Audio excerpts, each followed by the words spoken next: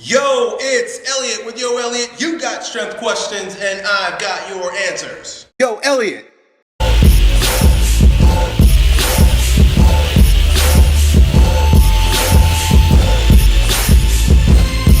Well, today we got a great question from Mr. Young7. Mr. Young7 wants to know why his knees and quads are in such pain after playing volleyball. Check him out.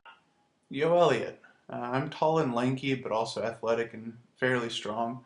I play competitive volleyball twice a week for about 2 to 3 hours each time, and for about 24 hours afterward, every time I have sore knees and restless legs. I have to keep bending and extending them, or they start to ache. Volleyball has a lot of high impact jumping, spiking, blocking, that sort of thing. And I'm just wondering if you know what the problem is and what I can do to kind of alleviate some of the soreness over the long term, add to my routine. So I appreciate it.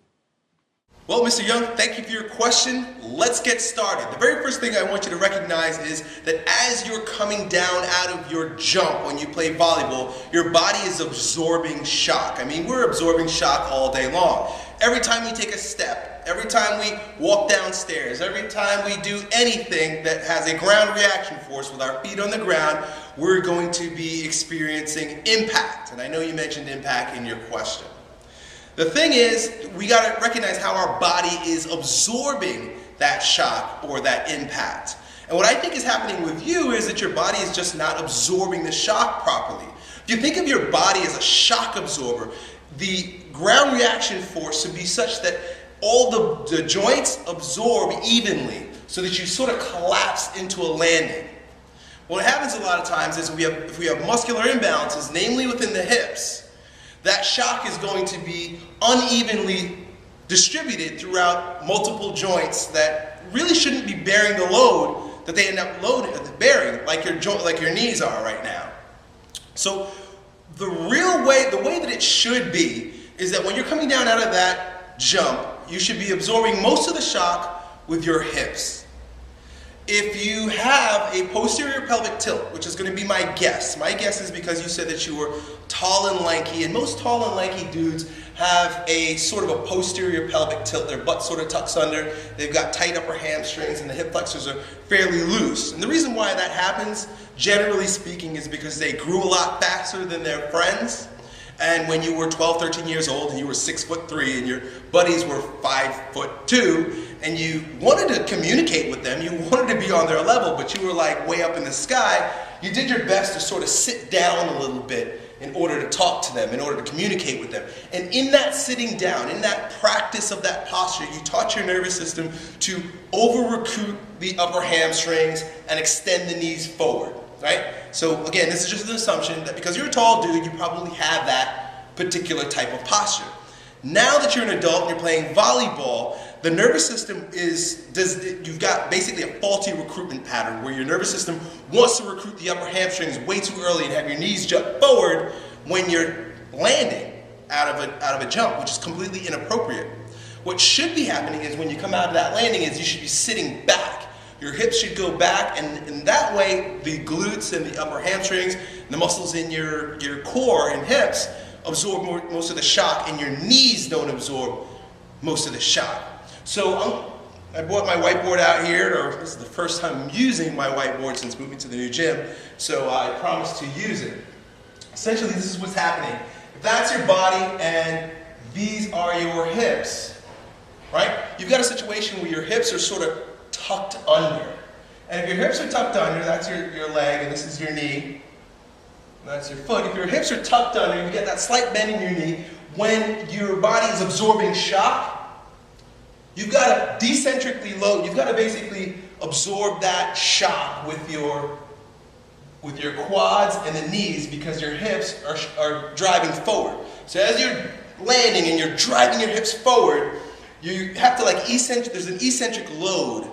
That basically means that you've got to slow down the movement, otherwise you just collapse on the floor. So that eccentric load is going through your quads and your knees. So bang, your hips are tucking under, and bang, your knees are going forward.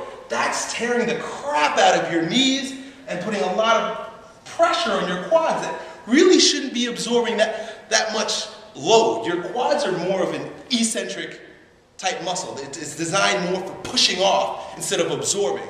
Where your glutes, the muscles up here, are really designed more for eccentric loading and catching that or absorbing that shock.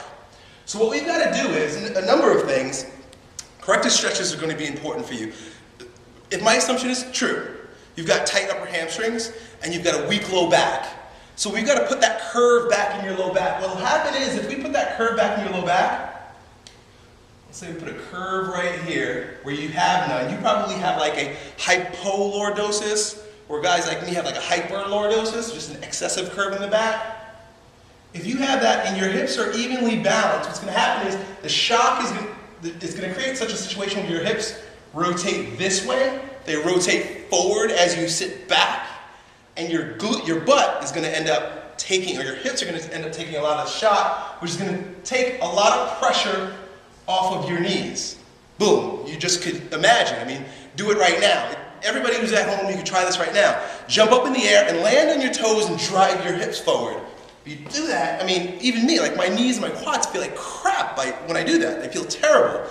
But if you do just the opposite, by pushing your hips back and landing not on your heels, but getting your heels to contact the ground a little bit faster, by pushing your butt back, it feels so much nicer. Easier said than done. That's why I'm going to describe some corrective stretches that you're going to need to do and exercises you're going to need to do. You need to get situations such that your upper hamstrings are looser. Best stretch for doing that are wall sits, where you're going to sit on the corner of a wall, just sit down on the floor, what you want to do is you want to put your hands down along the sides of the wall, just like I'm doing here.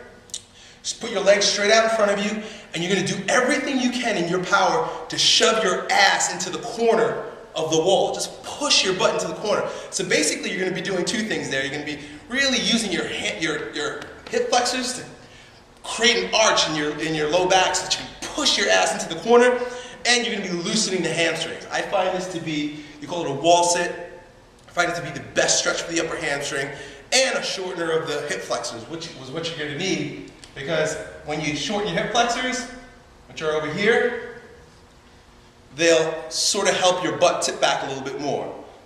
So that stretch, which like basically kills a lot of birds with one stone, and you're going to want to strengthen your low back. So you're the type of guy that's going to do like hyper extensions and the ones where you pick your legs up. There are hyper extensions and there's the other one. But anyway, you're going to do it where you lay on this thing and you pick your legs up. Those are going to be great, awesome exercises for a guy like you.